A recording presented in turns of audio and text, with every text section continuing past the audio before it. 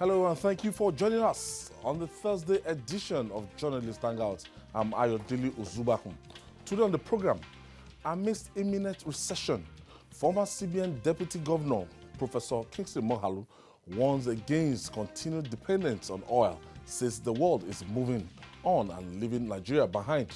President Buhari triggers new dawn at UNILAG as Governing Council approves first female Vice Chancellor in acting capacity. And later on the show, after handing in transfer requests, Lionel Messi fails to show up at training, sparking possible Barcelona exits and fans' protests against the board.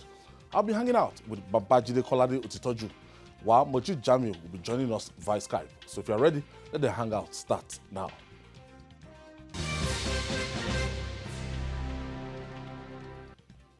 Thank you for joining us again. A recurrent phrase when discussing economy in Nigeria has been diversification. It appears little or nothing has been done regarding this as the country has continued to depend on oil. With an imminent recession, a former Deputy Governor of the Central Bank of Nigeria, CBN, Professor Kingsley Moghalu, has warned against continued dependence on oil. He says the world is moving on and leaving Nigeria behind. Babajide, where are we in the area of diversification? And in fairness to this administration, I've seen one or two things. It might not have been, substantial enough in the last 5 years. But even people that are running this administration, they're always talking about this diversification. Since I've been in school, I've been hearing about diversification of the economy. In fact, there were courses that we took on diversification of the economy back then, several decades ago in secondary school. But the truth is, we've not done enough as a country. We can blame successive administrations in our country for the dependence on oil. It's so easy when you know that whatever happens at the end of every month, money will be shared between the three tiers of government. So we've been so relaxed and undisciplined in our approach. 90% of our foreign exchange comes from crude oil sales. This is not good enough. And every year, the World Economic Forum ranks countries in terms of global competitiveness. Nigeria, in the last ranking, Nigeria came 116 out of 141 countries. 116. Mauritius came first in Africa at 42nd position. Wow. Followed by South Africa at 60. The country on top of the global competitiveness index is Singapore. But the year before, it was actually America, which means that the thing changes based on what your country is able to do. And I think that the warning from Moghalu is something that we need to take seriously, because when you look at oil, the price is not stable, and the way more and more countries are even moving away from oil, you see as a source of energy generation, you see that we will face problems.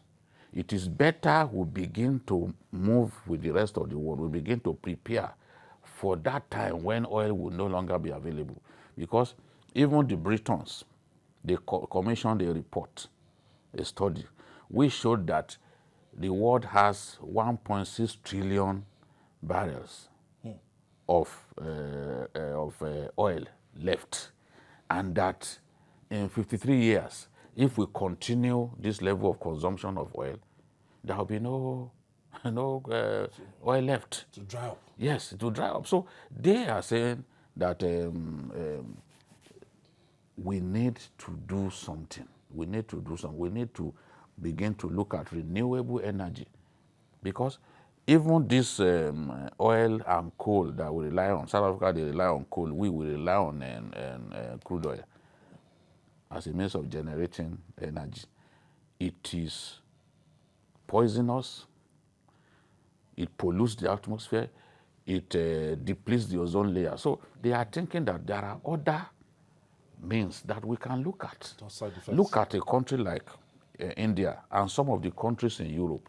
They have already set deadlines for themselves between 2025 and 2050, after which they will no longer use petrol fuels transportation anymore. And you go to America from time to time, you can see that hydrogen-driven cars are becoming the vogue now. You see people, they just go and plug to recharge. yes, to recharge their batteries, and they just drive their cars without petrol. So if it goes on like that, by the way, even the Indians built a brand new world-class airport, completely dependent on solar energy. So if the world is moving along that line, we have to move with them. We have to move with them. Depending solely on oil is dangerous, because when oil begins, the value begins to go down, we will all suffer. Mojid, how is Nigeria economy under threats by the dependence on oil? It's seriously under threat, and the former Deputy Governor of the CBN, Kingsley Moghalu, and recall that he was a presidential candidate of the YPP in the last presidential election. So he knows his onions. He has seen the figures. See, the danger is that Nigeria is a monolithic and monoproduct economy. Like they said, with 90% of our earnings coming from crude oil sales alone. So anytime there's a shock into the system, we feel the waves. Anytime prices of crude oil goes down below $30, Nigeria is about the only country in the world where we set benchmarks for our budget based on crude oil prices. And even Saudi Arabia, that is the world's largest producer of crude oil, they don't use their budget. They don't prepare a budget based on crude oil prices. They have their reserves, and they have a very efficient system, and they're also thinking beyond oil. So for us in Nigeria, diversification has become a sing-song, but then we have done little or nothing to show that. Thailand, where we all go to buy rice, is about the size of Ogun State, Thailand, and they produce rice that feeds more than 400 million people in Africa. With Nigeria, until there was this ban on rice and the local in the backward integration that we are now doing with local rice production. If we dedicate Lagos-Ibadan Expressway alone into the cultivation of rice or some of these crops, Côte d'Ivoire's major product that sustains is the export of cocoa. Nigeria used to be the highest in cocoa production, but all those ones, we jettisoned it when oil came. We have 4 refineries that are now running at a loss. Everybody is praying now and looking forward to Dangote refinery coming up to rescue us. So we can't continue to depend on oil. Now, why Moghalu is sounding this note is that the rate at which we are borrowing, although you might say that the loans we are taking from China comes with a 7-year moratorium and with 2.5% per annum, and for us to pay over a 20-year period. But then we are basing this on sales of crude oil. We have borrowed about $3.1 billion from China alone out of our total debt profile of about $90 billion. So those are the things Moghalu is talking about, that Nigeria should be conscious the DMO, the Debt Management Office, should advise us, because most of these loans are tied to crude oil sales. And at a point, we were having difficulties selling our oil. U.S. has just reduced the volume of oil it's buying from us. It used to be one of our major buyers. So we need to think beyond oil if we want an economy that will be sustainable. And it's better we start doing it now. A lot of hybrid vehicles are coming up. Like Jide mentioned, a lot of hybrid vehicles. I mean, in the next 5-10 years, it's like the way some people can live without motorway in Lagos at a point, but today there's no motorway again. So at a point, there will be no vehicles running on petrol. Maybe all right, in another 25, 30 years. Why are countries moving away from this petrol fuel transportation? Yes, it's because of the poisonous nature of hydrocarbon. In our own case, we are still deeply entrenched in the hydrocarbon economy, but others are moving away. It's poisonous to the environment. It leads to serious pollution. I was watching a documentary on some of the most polluted cities of the world, and I saw New Delhi. Everybody, India. yes, everybody with his vehicle, just polluting the atmosphere and causing the death of so many people every year. And secondly, they know that beyond the fact that it pollutes the atmosphere, it is not renewable. It has a lifespan. It will not be there forever. I talked earlier about the fact that the Britons commissioned a report or a study which showed that we have just 1.6 trillion barrels, 1.6 trillion barrels of oil deposits left in the world. And they know that this can only last just about 53 years. They're already thinking ahead. They're already imagining a world without hydrocarbon, the use of hydrocarbon, So they know that it is more poisonous than renewable energy. So they are already thinking that, okay, how do we achieve prosperity for our people without necessarily focusing too much attention on this energy source? And that's why I think that for us as a country, we too should begin to plan. It's not as if UAE, it's not as if they don't have oil. But look at how much money they are making in Dubai from tourism alone. They made their country beautiful for everyone to feel like visiting. And as I've said before on this program, the government in Dubai and the people in Dubai who engineered the building of that country, turned it into a world beater. They used to go to Lebanon. Lebanon was the go-to country in that whole region. They then told themselves that, why are we going to Lebanon when we can make our own country better? That's where, what's it called? Good leadership, visionary leadership. Sure. That's where it comes in, because only visionary leadership, a succession of visionary and capable leadership, can cause us to achieve technological growth, to deploy ICT much more than we are deploying now, because these are the things that will help us, and then even build the right institutions that will help us to achieve the kind of competitiveness that we are talking about. You can see when we say we are giants of Africa, and you look at South Africa. South Africa is doing much better than us in agriculture, for example. Yet they have gold. In a lot of sectors. They have gold. They have not depended too much on gold. A lot of the wines that we are a consumer nation. We like to consume products from other countries. A lot of the wine that we drink, they're from Soweto there. They even have a wine festival where people come from all over the world. And we are the one consuming the wines. We are the one consuming their wines. Very expensive ones. We like to drink expensive champagne and the rest. That's what I said to my pain the other day, that a country like Ghana is setting up car assembly plants and the rest. where do they want to sell it? For Toyota.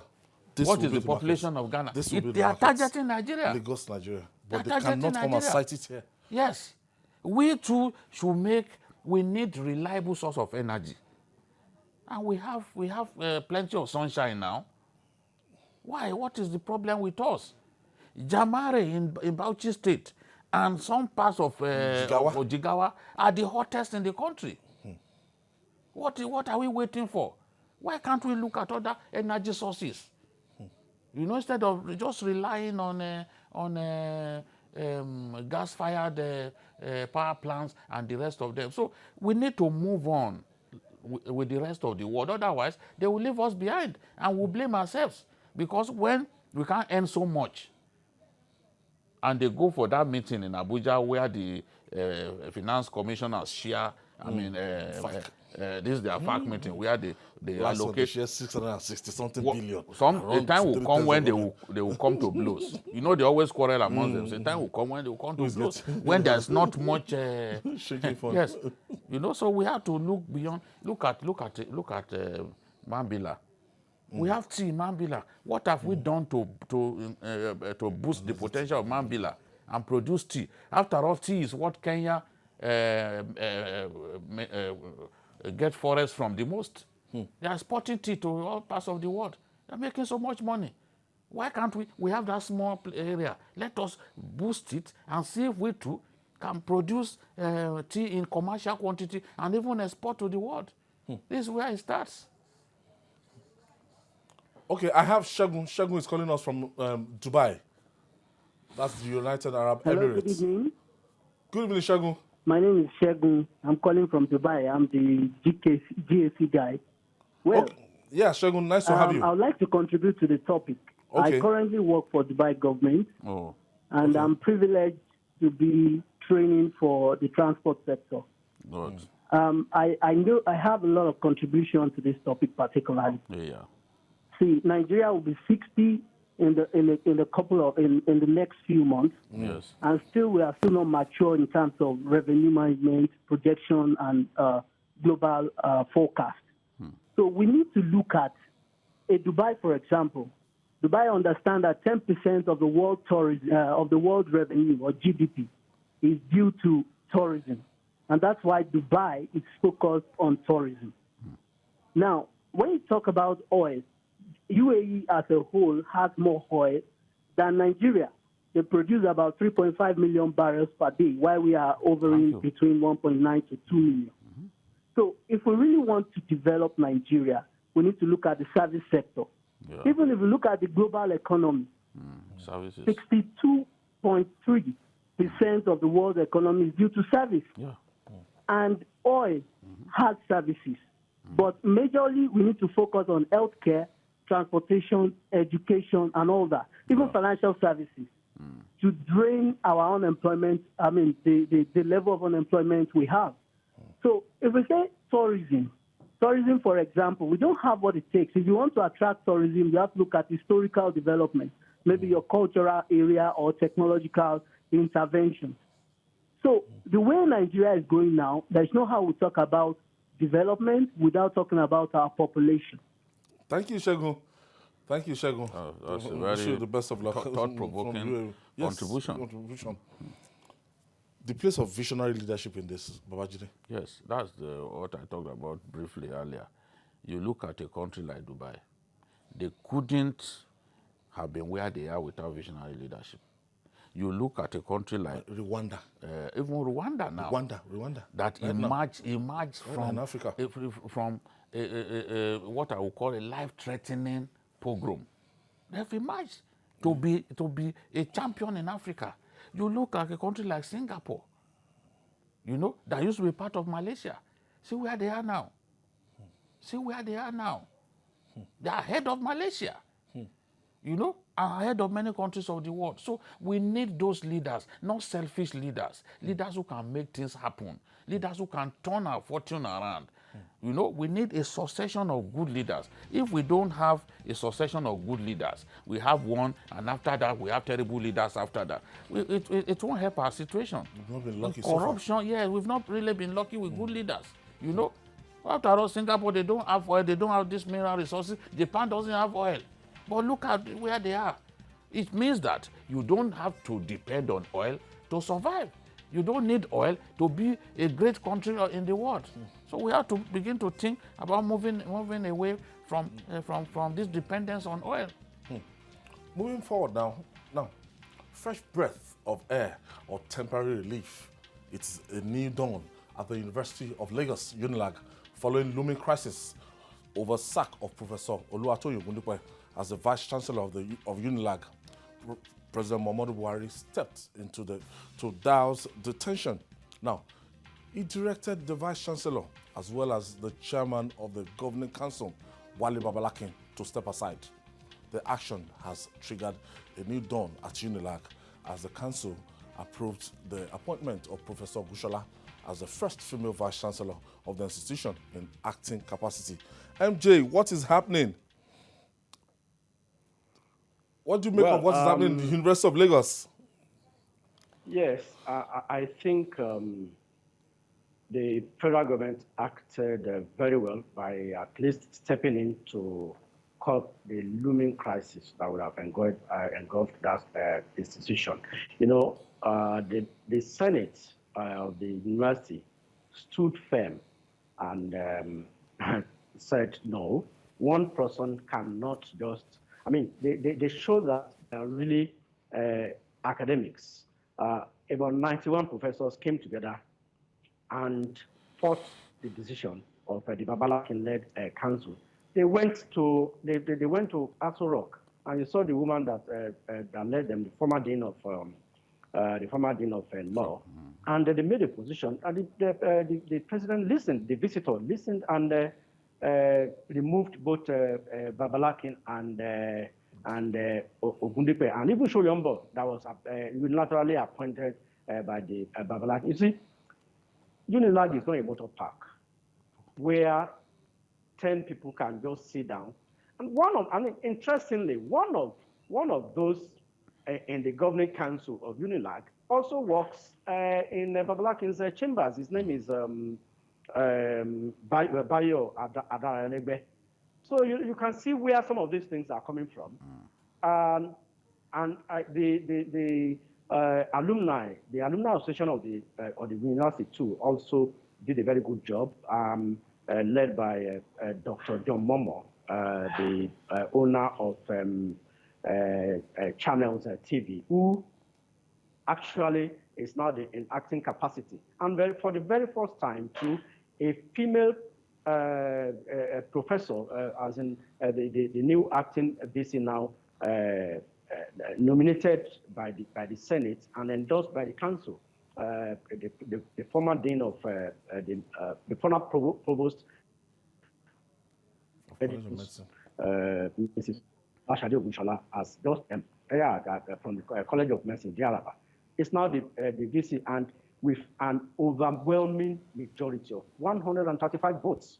I mean, to beat the contender. So you can see a sort of sanity coming into the school. And of all the 4 associations in UNILAG, all of them, both ASU, NASU, SASNU, and NA18, National Association of Academic Technicians, whatever that means, they are all supporting the woman. So I think we can see sanity coming in. And I think it's also a lesson to others that you can't just sit somewhere because you are appointed by the federal government to head an institution and take unilateral decisions. You must carry everybody around. You can't take the Senate. In our last program, we challenged the federal government. Yes.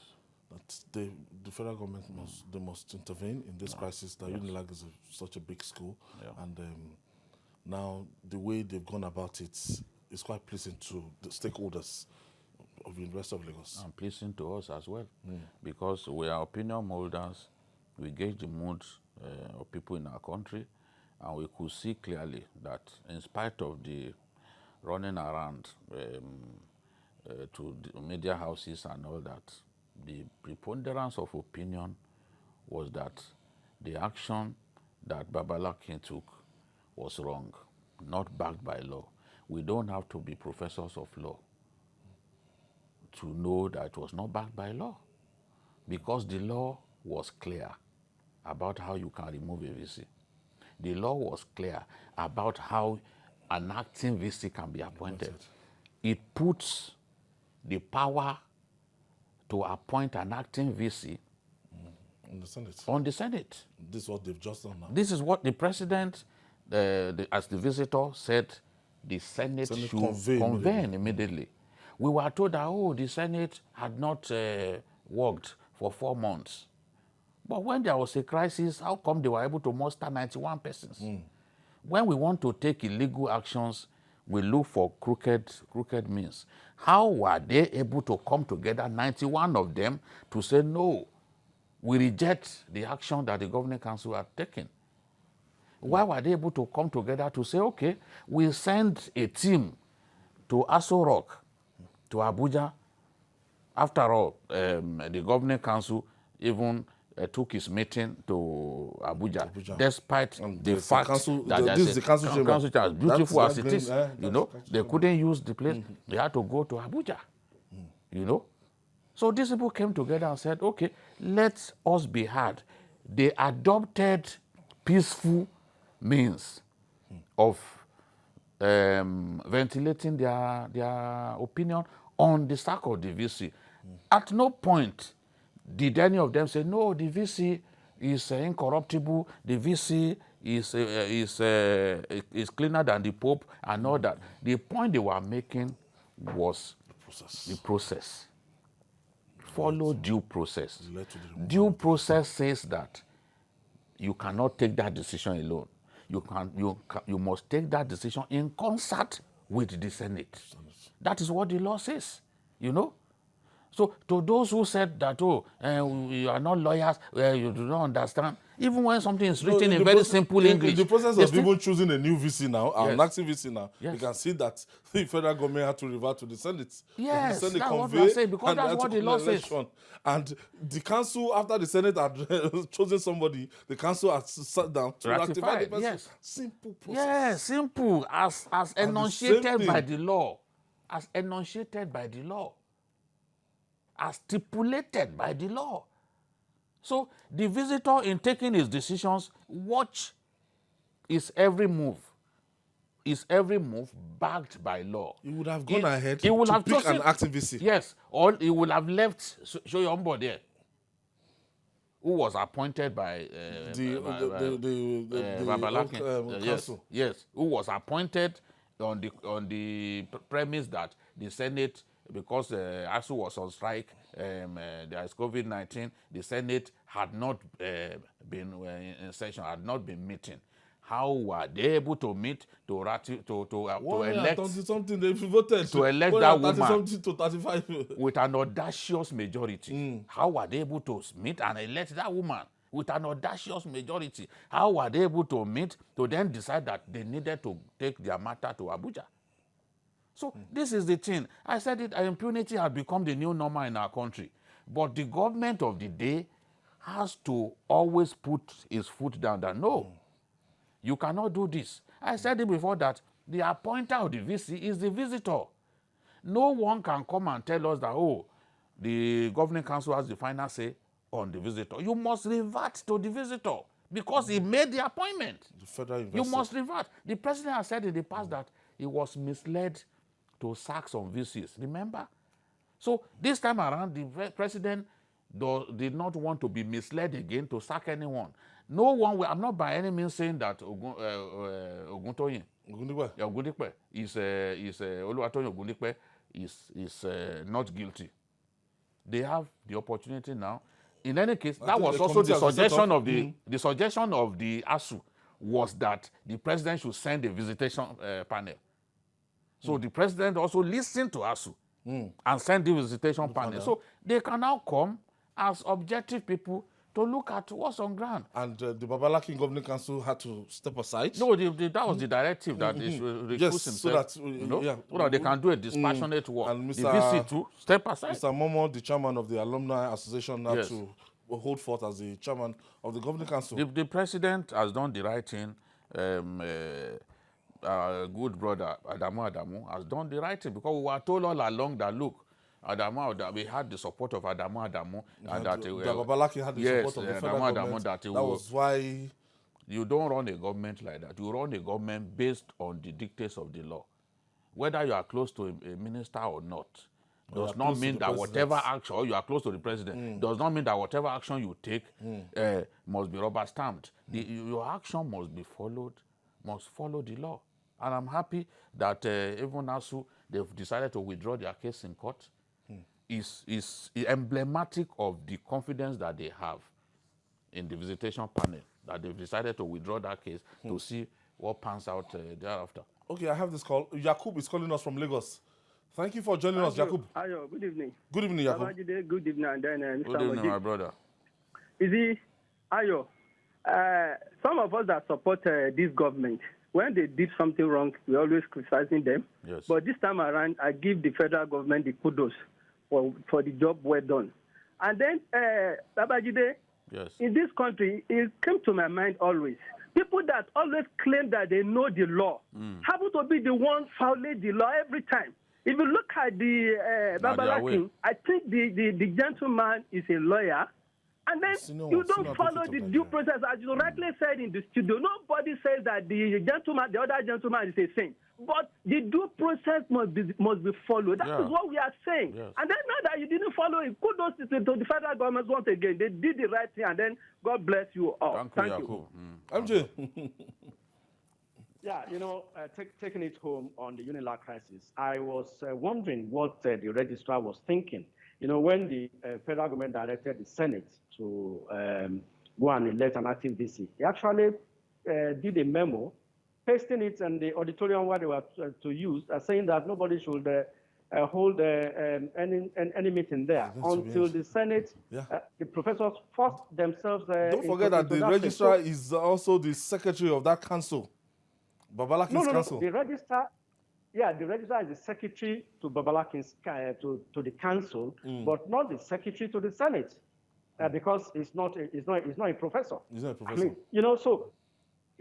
because I wonder why he would take that kind of decision, whether he's loyal to the council or loyal to the federal government who gave him employment. But I want to believe that reason as a good reasoning has prevailed with him now. What do you expect from the visitation panel?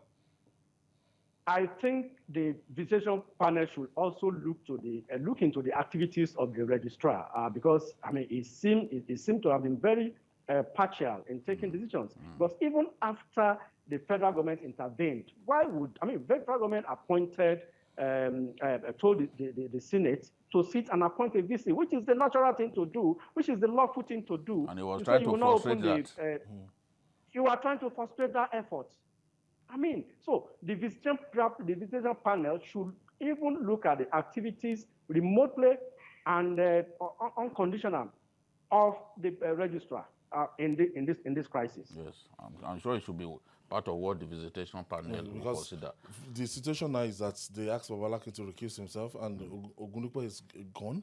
So after the report of the visitation panel, without preempting them, do you see a situation whereby this Babalaki council can still be reinstated?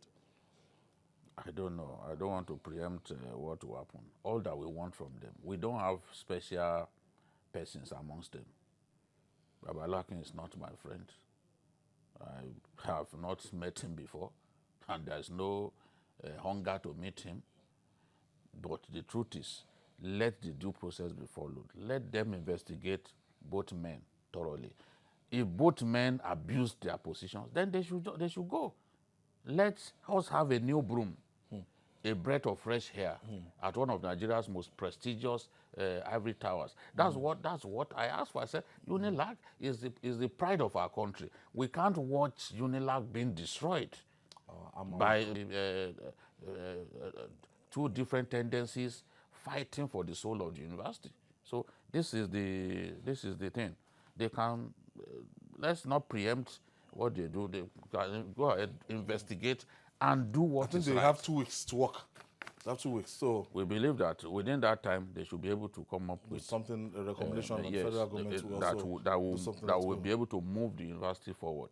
And finally, after handing in transfer requests, Lionel Messi fails to show up In training, sparkle possible Barcelona exit as fans protest against board. TVC News sports editor Promise Efoge will join us after this time out.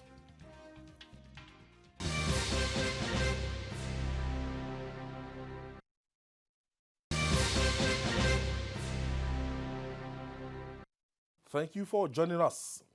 Having been the poster boy for Barcelona for nearly 2 decades, Lionel Messi did the unthinkable by handing in transfer requests to spark exits from the European giants. The club fans have refused to come to terms with their letting their talisman leave and have mounted protests against the board. But it appears Messi, one of the greatest players that has ever graced the game, is bent on leaving. He failed to turn up for the pre-season training at Barcelona. So where is the next destination for Messi? Or where is his next destination? I have my sports editor here, Promise Efoge. This is unprecedented because I know he started his career here. And professionally? Yes, professional career in Barcelona. And there's been this debates about him being stationary in Barcelona to win all what he has won. And somebody like C. Ronaldo has traversed from England to Portugal down to everything. So that has been a huge debate, and it's been one angle people have used to compare him and Ronaldo. I mean, Ronaldo has played in a couple of other leagues beyond England, Portugal, Spain, now in Italy. And since Messi began his professional career, aside playing for Newell's Boys in Argentina and River Plate, he's been Barcelona all the way. And so there have been insinuations he could actually earn his career in Barcelona and really be one of those players who would play their professional football at one club from start to finish. Remember the likes of Steven Gerrard with Liverpool. And at this point, at age 33, if I tell you I saw this coming, I'll be lying to you. Last year, we saw signs of the Barca team being in shambles. They won 2 titles last season, but they were not the Barca team they used to be. And the current board under Josep Bartomeu have been making a couple of mistakes and errors in terms of administration, which the fans have recognized, the players have been talking about. Administratively, Barca has been in shambles, and it's been affecting the on-the-field play, which Lionel Messi has been complaining, about. And he's voiced his concerns over time, especially with the hiring and firing of coaches. The last coach that was fired, Kike Setien, was not the choice for the club. Messi voiced his concerns at that time.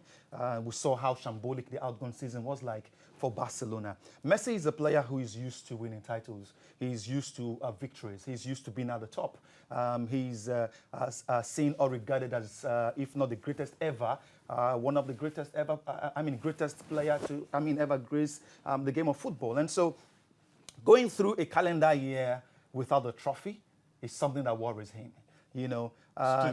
absolutely. And the coming in of Ronald Koeman, the new manager, I think also sparked some of the decisions the man has made in the last few days. The new coach, Koeman, we understand, had a meeting with Messi and told him some of those privileges he had always enjoyed at the club will be scrapped.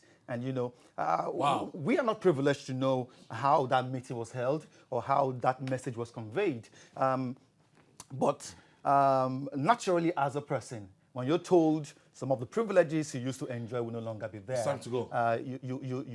You talk to yourself and say, I think it's time for me to move on. And I think that's exactly what we're seeing. Babajide, which club can afford the almighty? In quote. There are 3 clubs that I think can afford him at this time. PSG have shown with the kind of deals that they've done in the past, especially the hiring of Neymar, that they can do big deals. They've got the money. You can imagine a team that bought Mbappe. They shocked the world when they bought Mbappe from Monaco, and it was a heavy world record, at that time. Nobody knew that a club could pay that kind of money for Mbappe. Then Manchester United, if they really want to buy that player, they are capable of buying it, is the most profitable football club in the world in terms of their capacity to do corporate deals. You know, they are far more profitable than their But they are other not used to competitors. breaking the bank. The for any problem, no, they do when they want to. You know, when they want to, because Manchester United was the first to pay 80 million for to sell a player for 80 million when they sold Ronaldo. You know, they made so much money. They are very profitable, the kind of deals that they do. And of course, their stadium in England, on the average, between 68 to 72, 73,000 on every match day. That's a lot of money. Other clubs are not that privileged. So they have the money. Manchester United, Manchester City, if the UEFA fair play rule does not get in the way, they've got the financial muscle, they have benefactors with deep pockets. So Manchester City can pay for Messi. It doesn't, it all depends on what comes out of this back and forth between Messi and Barcelona, because they are insisting that he will only leave if His contract expires next year. Yes. But Messi is arguing that he had an agreement with them. There's a clause in his contract. There's a clause in his contract that he can trigger, which will enable him to leave for free. So brinksmanship will come in now, because they know that if they lose this guy, the fans will turn on them. So they are desperate to hold on to him. But if they decide to sell, they also will need to, Messi will pile on so much pressure that he doesn't then become impossible for any club to buy him. You know. So, but those three clubs, in my view, are capable of. But at 700 million euros, it will be difficult for any club. That clause, have you? No, but that has to come down. That's not million, realizable. That is a clause in his contract.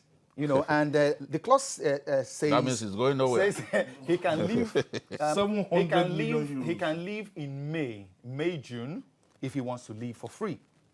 But if it exceeds that period, the buyout clause is 700 million euros, which is colossal. No club can do that, except a few clubs you just mentioned. But the UEFA financial play rules will not allow any club to spend such an amount for a player. You know, but Messi is saying he could have triggered that clause in May, June, but the season did not end then because of the coronavirus. Yes. And so that is a point he's holding on to. And if this case goes to court, he's likely to win. So Barca may just be the losers here. Things cannot become the same for Barca again without Messi. Post Messi? After Real Madrid, after Ronaldo left Real Madrid, they had bumpy rides for like 2 seasons, but they're back now. But the truth is this. There will always be Barcelona after Messi. Yes. Messi is 33.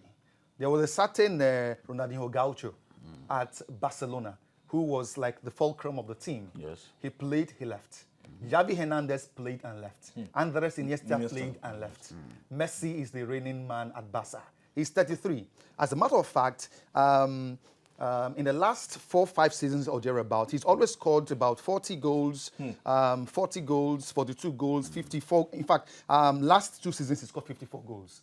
Last season he scored The only diminishing return are certain. He scored only 33. It tells you the man is not getting younger. He's getting older. Even if he stays back at Barca, he can't give Barca more than 2 more seasons. He can't remain there forever. So they should begin And the to new think manager, of Ronald the future Koeman, without is him. looking ahead. As a And matter of fact, that's a former Barcelona player. himself. And one of the things he told Lionel Messi is that, Dutch. Messi, you're here, but you are not part of my future plans. And that was realistic. To As tell, the new coach. Yes. telling him Oha. he's not part of his That's future difficult to plans. take. That's difficult to take. It's difficult to say and it's difficult to absorb, but that is the reality for a 33-year-old player.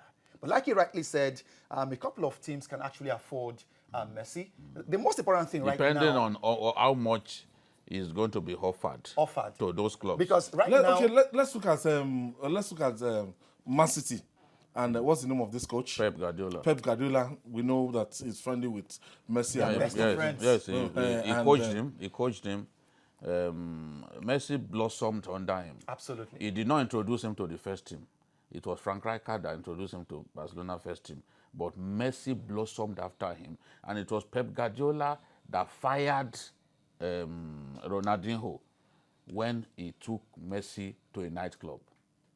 He felt that, look, if I allowed this guy to remain in this club, he would destroy this boy. And this boy is the future of our club. You know, because he had coached the juniors, the junior team, the Barcelona team B. So he knew the potential of Messi had. yes, you know, so he didn't want any form of distraction. Immediately, he got that information that he took Messi to a nightclub. He took the decision to let Ronaldinho go. And Messi now began to dominate things. Messi used to play a part in even hiring of players, determining sometimes whether a He's player very can influential. Yes, Very influential he at the would club. determine whether a player can come into the club. And those are the You know, privileges those are Koeman is some of the, talking yes. about. Sometimes a good player will be stopped, you know, from joining the club because of Messi. You know, Let me quickly run to MJ. MJ, what do you make of this? Bring back and forth between Lionel Messi and Barcelona. Yeah, you know why I've been following the discussions, and for PSG it goes beyond just money. You don't want to see a Neymar who left Barca because of Messi, because he didn't want to play in the shadows of Messi. I mean, you see a PSG that would have to discuss with Neymar before they can enter into talks with Messi. Go back. Messi have been Itching to inviting go him. back. Messi have been inviting him back to Barcelona. Then If they had people agreed have to been- sell him, he people would have have been back there. True. Yeah, but then people have been talking about if Messi can actually cope with the tough Premiership in UK. But it's something that one could actually imagine. I mean, it will bring a lot of switch football into the Premiership. But I believe, just like sports editor said, promise. I mean, that clause will have to be negotiated. 700 million euros. It's an It's impossible not money. chicken. So I mean, it'll have to be negotiated. Probably But just then imagine Messi in the English Premiership, the press, Man City. the Well, noise. you know- Yes. His wage bill will be the only thing that will be a worry for clubs like Manchester United or any other club who wants to sign him. Inter Milan are also in the picture. They have a sponsor. Man U They have a sponsor, has Pirelli. the highest wage bill in England. In England at So 350. they can pay. They can easily pay. Look at the small boy, the goalkeeper. They've offered him 100,000 pounds a week. Other clubs don't pay that kind of money. But So they can afford The this. Schmeichel guy. But They don't hire, if Lionel Messi will go to England, the club he will play for is Manchester City. Not just because it starts today, but because he has a very good rapport with Pep Guardiola. And that means, he said earlier, will he have the pace? And Guardiola will know Will how he have to... the power to play, in a Premier League that we know is always very fast? But you look at the City team, it's packed. So Messi wouldn't have to overwork himself like he's currently doing at He Barcelona. has the right players. You know, I am imagining a Pep Guardiola playing a 4-3-3 formation like I have here on paper, where you have from goalkeeper, that's the his usual scene, style. Ake, Koulibaly, Laporte, Walker. De Bruyne will have to fall back if Messi comes in. Fall back into the midfield where you have him, De Bruyne, Foden, and Rodri, and you would now But have Messi likes to come from the right deadliest wing. attack. He likes to come from the right wing. Absolutely. And then I pity the man from Algeria. What's his name now? Or the one from Portugal. Exactly, because if Messi comes in, he becomes the first man Casualty. on the right side of the attack. Yes. You have Sterling, Aguero, Sterling, and Lionel Aguero. Messi. They will kill anybody. Once he has the midfield, If he the comes, right midfield to work for Mahrez him. has to go elsewhere. Riyad Mahrez has to go elsewhere because he might not be able to play football anymore there. Wow. That's going to be big. We'll be monitoring it. It looks really promising. Bad news is good news. It's bad news to those Barcelona supporters, but it's good You know, news for the previously, sports. Messi had always said he wanted to leave at some point. or the other, but they get to talk to him, increase his wage, he stays back. But this is the first time that we've seen a Messi looking so desperate. So I think the humiliation that It's the team two. suffered, Against Bayern. Bayern. that humiliation must have played a big part. He's That's desperate. other colleague. He's desperate to Bayern leave the Munich. club. Coutinho, Barcelona allowed to go on loan. Scored against Barcelona. Scored twice against Barcelona in that match. So that's the shame must have been unbearable. We can just only wish him the best of luck. Promise But I Afege. think Thank you. England Promise will Afege. excel. Thank you. I think he will excel too in England. Moju Jamiu, thank you And too. I'm hoping Thank that you he will go to for your England. contribution. And the all-rounder himself, the Metro, Babajide Kolade Ostoju, thank you. And that's thank you. all on Journalist Hangout today. Join us tomorrow for another episode of the program. You can also watch Journalist Hangouts on our other platforms showing on the screen. We're on YouTube, youtube.com/TVC News Nigeria. Our feedback channel is Journalist Hangout at tvcnews.tv. I'm Ayodele Uzubaku. See you next week. Bye for now, and God bless Nigeria.